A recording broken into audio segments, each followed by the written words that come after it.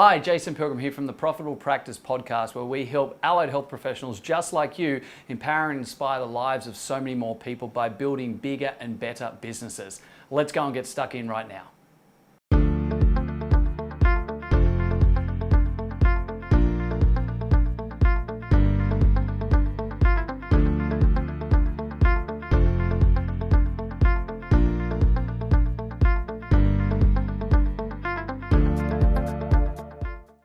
G'day guys, welcome to another episode of the Profitable Practice, and for those that are on the video, you will see two very good looking people on there as well. A good friend of mine and amazing dentist, Jesse Green from Savy Dentist, dentist by trade as well, which is really cool.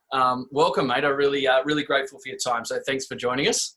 Yeah, no, it's a pleasure to be here. Thanks for having me, mate. No dramas at all. Well, mate, we're going to get stuck straight in. You and I have known each other in the health medical industry and probably through the business of coaching, mentoring, development side of things. So I know a lot about your background and things like that, but I really wanted to tap in today in and around that life-work balance. And I think for me, I think we hear that you've got to get the right life balance and this and that, and there's a bit of airy-fairiness around it. But let's get down to the guts of it, mate. How do you see it first and foremost, and what have you been able to put in play that's made you really successful on both sides of that spectrum? Well, I'm going to tell you up front and candidly that I had to be very unsuccessful before I figured it out. And the background for that is I was running a private practice, doing dentistry by day, trying to run the business by night. And I was tired, stressed out, burnt out. And, candidly, my mental health took a really big hit in that as well.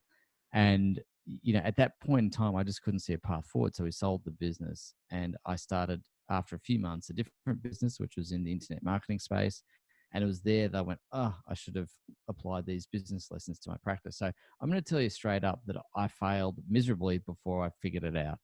But the other thing I would say, mate, is that I think that success is personal. And I think we've got to understand that everyone's got their own definition of balance and everyone's got their own definition of success. So for me, balance represents doing little clinical time and a lot of on the business time. For others, it might be being, more hands-on as a practitioner, and both are cool.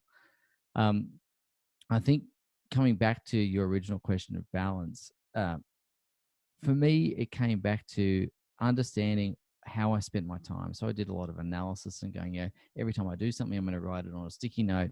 I'm going to keep a note of what it looks like.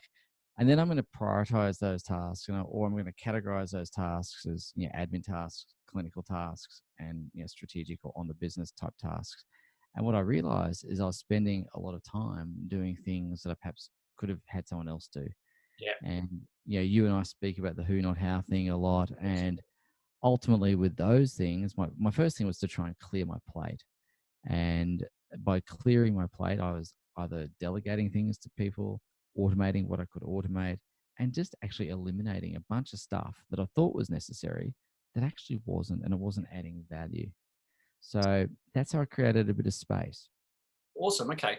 So if I can take a backward step, you spoke about, and I appreciate your honesty on this, about your first business that you said you failed miserably. I don't know whether you failed miserably on this one, but I'm going to scratch that itch a little bit for myself. Sure. For the benefit of people listening. What drove you to sell the business? Was it that it was actually failing miserably, or was it that you were just frustrated and disgruntled with the time and effort, or the lack of return, or was it because you just needed a complete break because of the mental health side of things? Like, do you mind if I ask that? No, you can ask whatever you like. So if you were to look in at the business, you'd say it was a screaming success. Yeah, right. We had more patients than we could cope with. We were making more money than I'd ever experienced in my life. Yeah. And yet I was the unhappiest I've ever been in my life. Yeah. And I had a feeling when you said that originally, that might have been the case. So it wasn't that it was a complete failure and you couldn't keep the doors open. It was actually, in many respects, the opposite. Total. We were a victim of our own success. So we became really good at marketing. We became really good at building a reputation. And what I didn't become very good at was leverage. And so at that point in time, it was hard to find dentists to come and work for us. There was a supply demand thing at the time. Now it's a little different, but it's really interesting, Jason. Here's something that might be helpful and useful for your listeners, or at least I hope it is anyway. Um, I don't want to go down a rabbit hole, but before I did dentistry at university, I was at high school and I started my first business at high school. And that business was selling football jerseys to the kids at school, designing and selling football jerseys. And Awesome. yeah, it was great. I wanted to go to school this week. I needed some money, and mum and dad weren't going to stump up the cash because they didn't think it was a worthy cause. So I had to figure it out. Mum and dad. I know. What do they say? Necessity is the mother of invention. Totally true. So anyway, I started this little business, and I then began employing other kids at school. And, whether it was to run errands or to do whatever. And ultimately, as a result of me employing other kids at school, the school asked me to close, or they didn't ask, they told me to close that business down. But I'd at least made some money by then and could get myself to schoolies. So the reason I bring that up is because we got into dentistry. Yeah. I discounted all those lessons as just the naive learnings of a 17-year-old, right? And they were actually really powerful lessons that I should have learned and taken into my business. But instead, I deferred to other people who had more knowledge, apparently, than me. And they gave me the traditional practice management spiel, which helped me become, a very good employee in my own business. And ultimately, that's what I had, is I had self-employment. I didn't have a business. And that's not what I wanted. That was not my definition of success. You bought yourself a job, basically. Totally bought myself a job and created an even busier job. So, yeah. And I think that's where most people in our industry seem to fall into being a sole trader. And before, and they might go, oh, there's some good tax benefits, or, I'm a contractor with 3 different places, and sort of fall into that line. And before they know it, they're working 50 or 60-hour weeks. They're making, like, if you look at the ratio of how long they're actually working 60 or 70-hour weeks by the time they do all the business side of things compared to their friends that have got a 38-hour employment scenario, they're not getting their entitlements. So they don't get the entitlements. They don't work. They don't get paid. They might get some extra allowances and tax breaks, etc. But they're also working an extra 15, 20 hours a week at least. It is a job, right? Just over broke. Just over broke. And one of the interesting metrics around that is a thing called effective hourly rate. And effective hourly rate is your profit divided by the number of hours you work either in or on your business, right? And of course, that measurement reflects your ability to generate revenue, your ability to manage your expenses, and the degree of leverage you have in your business. And so my degree of leverage was very low. So my effective hourly rate, even though I was making a lot of profit, I was working crazy hours to achieve it. So my effective hourly rate was nothing to write home about, mate. Yeah, absolutely. It's probably well below minimum wage in some respects, isn't it? Yeah. Like you wouldn't pay your staff that little, right? Yeah, that's right. Yeah. Mate, thank you. I appreciate being able to dive into that. So let's now fast forward into that scenario. You spoke a lot about the scenario of people maybe not wanting to be the business owner or manager and wanting to stay on the tools. And that's something that's very pertinent and prevalent to our industry as well. Obviously, you're the dentistry side, we're the allied health side. That we've got a lot of clients and a lot of colleagues of mine as well that are in that scenario where they're really stuck because they've got the job, a full-time job of the clinician, the practitioner side, but they've got all the obligations of the business, etc., and they're stuck in that rut.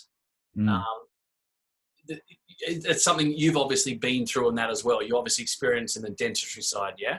Yeah, totally. And I guess the first thing I'd say or reiterate is that there's no one size fits all definition of success. So, some people love clinical work and that's all they want to do. And if that's the case, if that's you, then it's a case of building an admin team around you to take care of as much of the business activity so that you can focus on patient care. If you want to do less clinical work, then obviously you've got to build a clinical team who can perform treatment to a really high standard consistently and hopefully better than you. So you can reverse yourself out of that role. Or it might be a combination of the two. And I think the other thing around that is, there are some people for whom, owning a business is just not the path for them. And that's okay too. We live in a world where entrepreneurialism is celebrated and admired. And, you read any of the business literature and we kind of think, oh, that's got to be the path. Yeah, everyone sees it as a badge of honor, and you call yourself an entrepreneur, so you're better than someone else. And yeah. But you don't have to do that. There's nothing wrong with having a great job if that's what you choose. So again, it's just that personal definition of success. But I think it's going to come back to creating leverage through systems and team, and whether that's administratively, clinically, or a combination thereof. I think that's going to be a key to creating balance for you. Absolutely. And so you've obviously done this yourself, and put that in place. What would be the first sort of 2 steps? If there's someone who's listening to this podcast right now going, Jesse, that's me. You're speaking to me right now. I'm working too many hours. I don't want to work for someone else. I want to have my own business, etc. But I like doing a bit of the clinical side of things, but the business has to run. What would be the next logical step, the first 2 or 3 steps? Obviously it doesn't have to be perfect or this to this, but what would be the 2 or 3 next steps that you would say they need to address? So there's a couple of things, and I feel like you and I sing from the same hymn sheet quite regularly, Jace. Firstly, it's about analyzing your time. How are you currently spending your time? What are all the things you're doing? Like I mentioned earlier, writing down all the things you do, classify them as an admin task, a clinical task, or an on-the-business task. Figure out the things that you like, figure out the hourly rate for each of those things, figure out the impact of each of those things, and then look at yourself and ask yourself, what do I want to do more of? What do I want to do less of? And what do I want to stop doing altogether? So that would be my first step. The second thing I'd say is I was very fortunate to speak to a gentleman called Vern Harnish. And Vern Harnish. Yeah. So scaling up and all the rest of it, and Rockefeller habits. And he made this comment which really stuck with me, and the comment was that if you want to create a scaled or a leveraged practice of any nature, you need to see yourself firstly as a training institution. And that was a paradigm shift for me. And so, dental practice or, allied health practice versus training institution. And it took a little while for that to marinate with me, I must confess. I understood it logically, but I think the better you can be at building teams, the better you can be at growing people, the better you can be at hiring the best people, training, onboarding, retaining those people, then the better you're going to be. So I think, I would want to build that muscle around team. Interesting. Interesting. And so you would say that when we talk about leverage, there's obviously people, systems, and technology. Yep. People are the most. I know it's hard to say this, but people would be the first step, the most important one. Look, I think I can speak to the dental experience, and I'm sure there's some crossover with allied health, but in dentistry, yes. I think having leverage through people is certainly going to be important, because your people can do other things as well. Your people are going to be there representing your brand. Your people are going to be there to be able to talk to.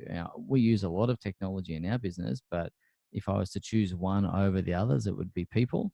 And I also think it's the hardest skill to develop too. But I think, systems incredibly important. You've got to give those people the systems and the processes to work with. You've got to give them the technology to, implement the system. So I don't think we can say one to the exclusion of the others.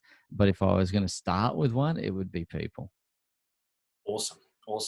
So people first. And I suppose that goes all full circle back to what you're saying. Sir Richard Branson always says, who, not how. Yeah, totally. And I think, it comes back to that situation. If you want to be a business owner who doesn't do so much clinical work, I mean, you've seen this diagram before as well, that instead of being, how you spend your days, interacting with patients or clients all day, you build a great team, and those team members support your patients. Those patients support the business, and the business in turn supports you. And so, you can apply that depending on what your task might be, or not your task, your ambitions might be based on how much clinical work you want to do or how much business building you want to do. Absolutely. Mate, Jesse, I really appreciate your time, buddy. We always keep our podcast really short. I know I'm going to have you back on again because there's so many things that we need to be able to jam on. You're such an intelligent guy. You've been through so many, and you've learned a lot of lessons, and you've got some great success that more people need to hear. So, mate, appreciate your time. Let's get you back on the show very soon. It's my pleasure, mate. Thanks for having me. You're a gem. Cheers, buddy. Cheers, mate. Hey guys, thank you very much for listening to another episode of the Profitable Practice Podcast. I would love nothing more than for you to be able to leave a review. I get so much joy out of listening and reading the amazing things that you guys say about this. So please subscribe to our channel, leave a review, and share it with your friends. Let's get some more fantastic information out there so all of us can grow the industry together. Cheers for now.